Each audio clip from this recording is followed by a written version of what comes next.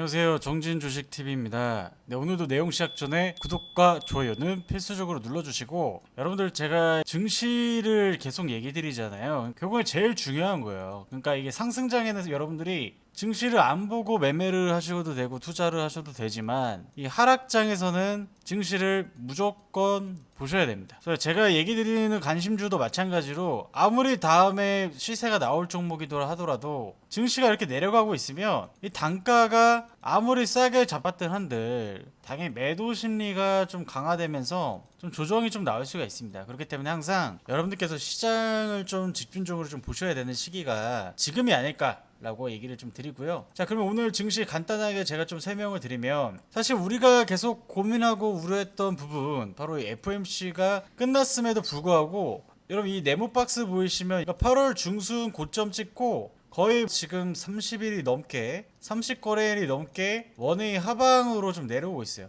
그러니까 지금 사실상 여기에서 그동안에 그래도 이게 반등 나올 때 뭐 2차전지 섹터 아니면은 뭐 최근 들어서 뭐 철광주도 이런 단발적인 시세가 있지만, 지금 실질적인 이 주도 섹터들도 오늘 좀 다 같이 좀 내려오는 상황이에요. 그리고 최근 들어서 강했던, 그렇기 때문에 지수가 약했을 때 강했던 이 품절주 양지사도 이제 단기 고점이 아니라 진짜 거의 고점 시그널을 좀 보이고 있죠. 그렇기 때문에 제가 봤을 때 지금 신용 잔고가 이제 한 19조 정도인데, 여기에서 또 한두 번 정도 1조에서 2조 정도 이런 음봉이 한 번만 나오게 되면 분명히 또 신용으로 돈 빌려서 매매하신 분들 물량이 팔고 싶지 않아도 나올 수 있는 흐름이 좀 한두 번 나올 수가 있습니다. 그렇기 때문에 여러분들이 지금 뭐 예를 들어서 예전부터 뭐 1000만원 뭐 5천만원씩으로 한 종목에 들어가셨다면, 지금은 최소 300에서 1000만원으로 거의 3분의 1 수준 이하로 금액을 줄여서 접근하지 않으시면 단가적으로 잘 사셔도 물리는 케이스가 나올 수밖에 없습니다. 그렇기 때문에 여러분들 항상 이 비중을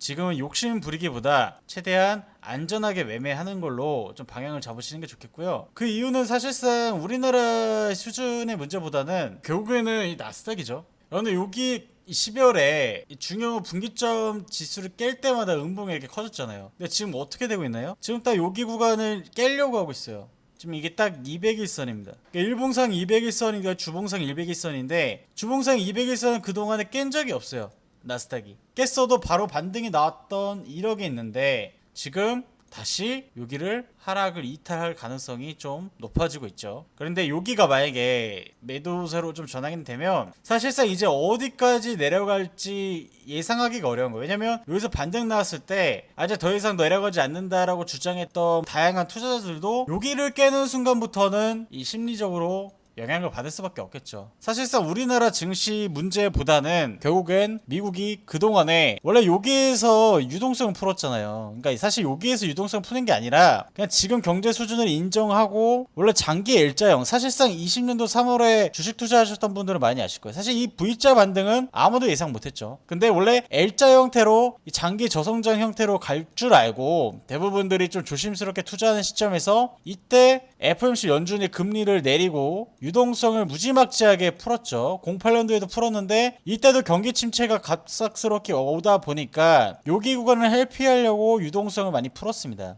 어떻게 보면 상승폭 자체가 원래대로라면 다시 여기까지 내려와야 될 수도 있어요. 여기를 크게 깨는 경우는요. 그렇기 때문에 여러분들이 오늘 연준에서 이 파월 의장이 새벽 3시에도 다시 좀 연설을 하게 되는데, 앞으로 다음 주부터도 이 나스닥이 이렇게 반등을 쌍바닥 위주로 방향을 받지 못한다면 추가적인 좀 하락도 좀 염두하면서 가셔야 된다라고 좀 설명을 드립니다. 그래서 지금 실질적으로 이 우리나라가 신용 잔고도 그렇고 지금 보이시면은 고객 예탁금 자체가 이제 줄어들고 있어요. 그러니까 고객 예탁금이 줄어드는 자체는 이제 이 주식 투자에 들어올 수 있는 자금이 좀 말라가고 있다라고 보실 수도 있고, 두 번째로 주식이 이제 너무 손실이 나고 매도로 치고 주식을 이제 떠나는 분들도 늘어나고 있다. 근데 아직 저점을 잡은 건 아니기 때문에 어떻게 될지 모르겠지만 일단 지금 상황적으로 투자하기가 좀 애매한 시점은 맞습니다. 그리고 이게 예탁권은 줄어들고 있는데 반대로 이 신용잔고가 이렇게 올라오잖아요. 그러니까 이게 뭐겠습니까? 또 이런 해석이 가능해요. 지금 돈이 이제 없어요. 없죠. 실질적인 현금은 없는데 물리는 종목은 있고, 그러다 보니까 어떻게 하겠습니까? 이 신용으로 돈을 빌려서 또 샀는데 이자 비용도 커지고, 지금 이제 앞으로 11월 12월에 미국이 금리가 올리고 내년 23년도 1분기까지 미국이 올리고 나서 24년도에 내릴까 말까를 고민한다는 정도표가 나왔습니다. 그렇기 때문에 사실상 이게 지금은 뭐 제가 확실하게 지금이 저점이라고 얘기하기 드리기는 어렵고, 하지만 우리나라 증시가 그동안 너무 많이 내려온 건 맞고, 어느 정도 저는 여기에서 단기적인, 만약에 여기를 지키지 못한다면 단기적인 음봉 한번 꽂고 다시 좀 반등하면서 여기에서 신용이 털리는, 신용장과 축소되면서 다시 기술적 반등을 만들어가는 시기가 10월 달쯤에, 또 우리나라 금통이 10월 14일 날 금리를 올리고 이때 ECB도 금리를 올리면서 이 달러가 약해지는 시점에 이런 현상이 나타날 거라고 좀 보고 있기 때문에, 그래서 앞으로 한 1, 2주 정도는 조금 시장이 어려워질 수 있다라고 좀 설명을 드립니다.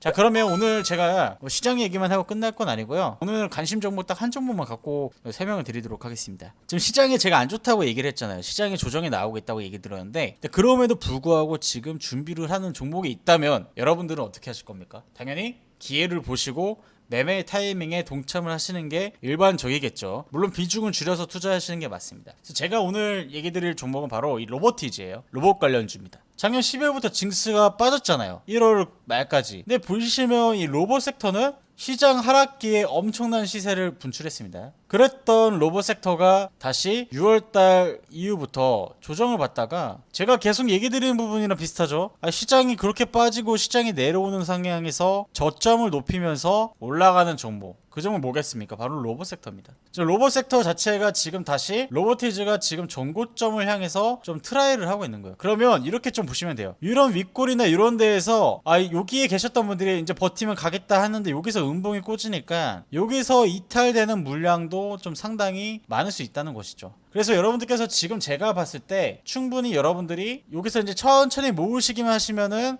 다시 3만원 이상까지는 시세가 나올 수 있는 게 바로 로보티즈다. 그럼 로보티즈를 왜 봐야 될까? 제가 계속 최근 들어서 충전소 관련주들이 좀 크게 좀 올랐었죠. 마찬가지로 제가 또 얘기 드리고 싶은 부분은 뭐냐면, 이 대기업들이 진출하는 사업은 무조건 봐야 됩니다. 그게 뭐였습니까? 전기차 충전소, 대기업들도 진출하는 사업이죠. 그리고 2차전지 배터리 지금 LG, 삼성 다 하지 않습니까? 추가적으로 다 같이 진행하고 있는 게 바로 로봇이에요. 로봇은 현대, 기아차도 마찬가지로 진출을 하고 있고, 삼성도 마찬가지고 LG전자는 기존부터 진행을 하고 있습니다. 그래서 여기 보시면은 지금 이 전 세계 로봇 산업 규모가 20년도 35조에서 2030년에는 220조, 지금이 35조인데 10년 뒤에는 220조예요. 그럼 몇 배 성장이죠? 그럼 대략 계산해도 6.5배 이상 정도 되지 않나요? 6배 이상은 되잖아요. 6배 이상 성장을 하는 게 바로 로봇 섹터예요. 그러면 여러분들 지금 잘 생각해보세요. 2차전지가 2011년도에 막 테슬라가 사기꾼이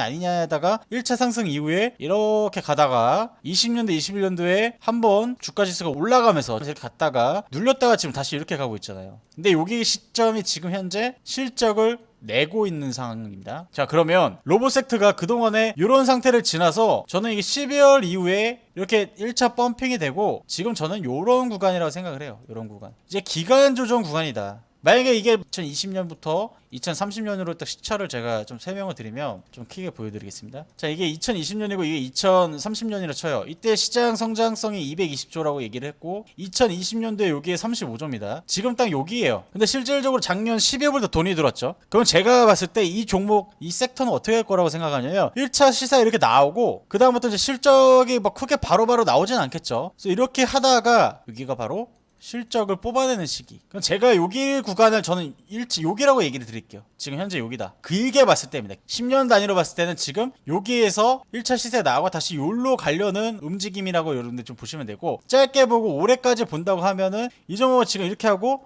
여기에요, 여기. 그리고 이렇게 가겠죠. 그럼 여기 구간이라는 거예요, 여기 구간. 아시겠죠? 그래서 지금 제가 계속 얘기 드린 부분, 대기업들이 진출하고 있고 전반적으로 시장이 조정임에도 불구하고 시세가 나오는 이 로보티즈, 이 종목 어떻게 접근해야 될까요? 좀 더 가격 전략을 자세하게 듣고 싶은 분들은 010-2575-4421 숫자 1번만 보내주시면 무료 체험방 취향과 그리고 관심 종목을 드리면서 진행을 하고 있습니다. 그래서 여러분들 많은 참여 부탁드리고 010-2575-4421 숫자 1번 보내주시면 고객관리지원팀에서 연락을 드려서 입장을 도와드리도록 하겠습니다. 오늘 여기까지입니다. 감사합니다.